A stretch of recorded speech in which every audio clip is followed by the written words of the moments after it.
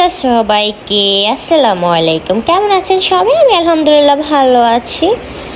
জানি সবাই ভালো নেই। বন্যার পরিস্থিতিতে আমাদের বাংলাদেশের অবস্থা খুবই খারাপ।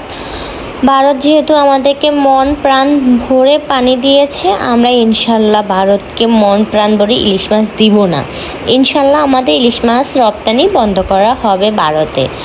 এখন খাইও মোদি বড় বড় ইলিশ মাছের টুকরা। এখন আমরা বাঙালিরা খাবো আমাদের রূপালী পদ্মার ইলিশ, আমরা খাবো চাঁদপুর ইলিশ, আমরা খাবো। তোমাদেরকে দেওয়া হবে না। তোমরা আমাদের অনেক ভাই বোনের প্রাণ নিয়েছো, আমাদের ইলিশ খেয়ে খেয়ে তোমাদের অনেক শক্তি হয়ে গেছে, তাই না? এই জন্য অন্যায়ভাবে জুলুম করে তোমাদের বন্যার পানিগুলো আমাদের দেশে পাচার করে দিয়েছে। জানি আল্লাহ বিচার করবে, অনেক বেশি বিচার করবে তোমাদের। আল্লাহ তোমাদেরকে ছাড়বে না।